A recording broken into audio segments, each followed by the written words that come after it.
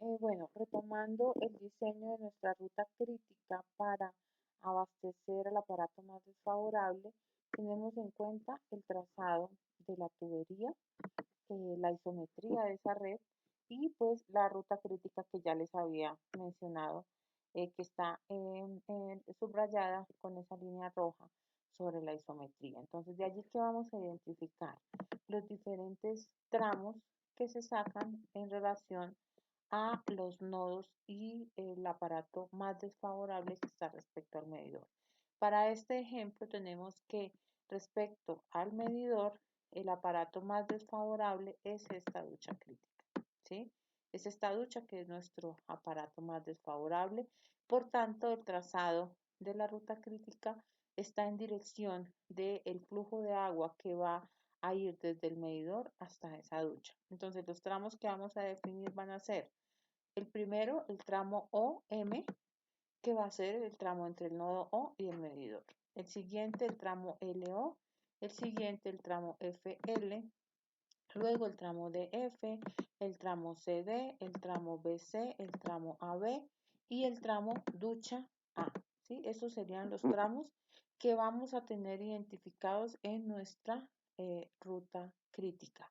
Adicionalmente, ¿qué debemos considerar? Que esa ruta crítica y esos tramos tienen unas longitudes. Entonces, por ejemplo, entre el tramo 0 y el tramo O, perdón, y el tramo L, la longitud es 0.35.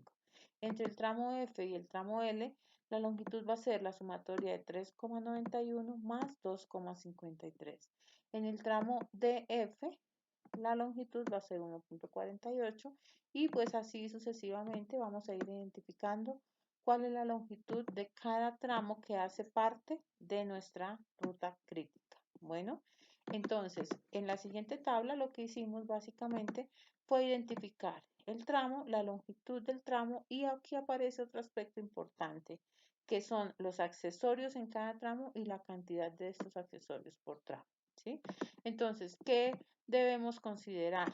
Que ustedes como diseñadores van a establecer sobre la isometría de su red cuáles son los accesorios que van a necesitar para instalar esa tubería, ¿sí? Para este caso, pues se identificaron de acuerdo a ese trazado. Entonces podemos ver aquí, por ejemplo, que en el nodo O encontramos que hay una T, ¿cierto?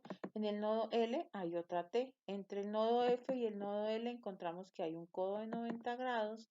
En el nodo F encontramos una T, en el nodo D otra T, en el nodo C otra T. En el nodo B aquí encontramos que hay también una derivación para ese lavamanos, o sea que aquí hay otro accesorio. Entre el nodo A y el nodo B encontramos que hay un codo de 90 grados. En el nodo A encontramos también que hay una T, ¿cierto? Y aquí la entrega final para la ducha, que es nuestro aparato desfavorable, encontramos que hay un codo, ¿sí? Entonces, básicamente lo que debemos hacer es identificar sobre la ruta crítica cuáles son los accesorios que tenemos. También que debemos considerar que hay unas válvulas de cierre o unas válvulas de cheque, ¿cierto?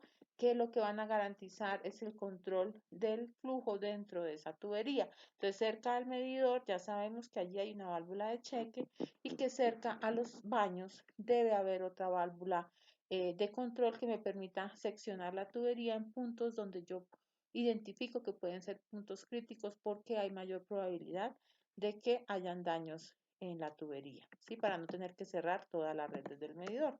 Entonces, lo que hacemos ahí es identificar básicamente esos accesorios. Posteriormente, ¿qué se debe hacer? Desde de la tabla de predimensionamiento de la red por el método de Hunter modificado, si ustedes recuerdan, ya habíamos calculado el diámetro de la tubería. ¿Cuál diámetro? El diámetro nominal en este caso, que es el mismo diámetro comercial, ¿cierto? Entonces, para el tramo OM, ya habíamos dicho que el diámetro de ese tramo iba a ser de 1 pulgada y de acuerdo a ese diámetro nominal y considerando la relación diámetro-espesor, habíamos calculado la velocidad real de acuerdo al diámetro efectivo. ¿Sí? Eso ya lo habíamos hecho. lo único que tienen que hacer es tomar de ese recuadro los datos para cada tramo, ¿sí? Para el tramo OL, entonces el diámetro nominal de la tubería era 1 pulgada y la velocidad 1.643, para el tramo FL también 1 pulgada y la velocidad 1.273. Entonces lo que debemos hacer es remitirnos nuevamente a esa tabla y traer esos datos para esta, ¿sí? En esta tabla básicamente lo que hacemos es identificar claramente cuál es la ruta crítica, cuáles son las longitudes de los tramos de esa ruta y cuáles son los accesorios que encontramos en esa ruta, teniendo claridad sobre el diámetro y la velocidad de cada tramo. Posteriormente, vamos ahora sí a hacer el cálculo de las pérdidas. ¿Por qué las pérdidas las debemos considerar allí? Porque están dentro de la ecuación de energía de esa, para ese trazado de tubería, ¿sí? Entonces, debemos tener en cuenta dos tipos de pérdidas. Unas que son las pérdidas por fricción y otras que son las pérdidas localizadas, también llamadas pérdidas por accesorios. Bueno, entonces vamos a retomar esto que también ya lo habíamos explicado en clase, pero pues quise hacer este breve resumen, sobre todo para las personas que tal vez no estuvieron en esa última clase o los que estuvieron pero tenían alguna inquietud. Entonces, consideramos aquí la ecuación para cálculo de pérdidas por fricción. Entonces, los elementos que debemos considerar son que la velocidad, ¿cuál es va a ser la velocidad real, ¿cierto? Para cada tramo que ya la calculamos, ya la tienen identificada. La viscosidad, mírenla acá, esa viscosidad, ¿de dónde se obtiene? Recuerdan que dijimos que la temperatura promedio del fluido era de 15 grados centígrados. Entonces, para el agua a 15 grados centígrados, su viscosidad cinemática es esta. Bueno, entonces, ¿qué otro aspecto nos pide la ecuación? La longitud de cada tramo. Eso ya lo tenemos también identificado. El diámetro efectivo de cada tramo también y la gravedad. ¿Sí? Son valores, todos ellos ya los conocemos, por tanto no tenemos ninguna complicación a la hora de calcular las pérdidas por fricción para cada tramo. ¿Sí? Entonces, por favor, ustedes desde su casa, desde sus casas, vamos a hacer el cálculo para cada tramo, empezando por el tramo OM, LO, bueno, y así sucesivamente. Bueno, yo sé que no van a tener ninguna complicación, algunos ya incluso lo habían hecho, entonces la idea es llegar a esta tablita, ¿sí? Donde ustedes van a tener ya cada tramo con los datos que ya sabemos de dónde provienen todos estos datos y para esos, considerando esos datos para cada tramo, por favor, vamos a calcular las pérdidas por fricción, que son estas. ¿Listo? Entonces, para el primer tramo, que es el tramo OL, las pérdidas por fricción fueron 0.4203. Ya les indiqué cuál es la ecuación y de dónde sale cada uno de los datos que van a incluir en esa ecuación.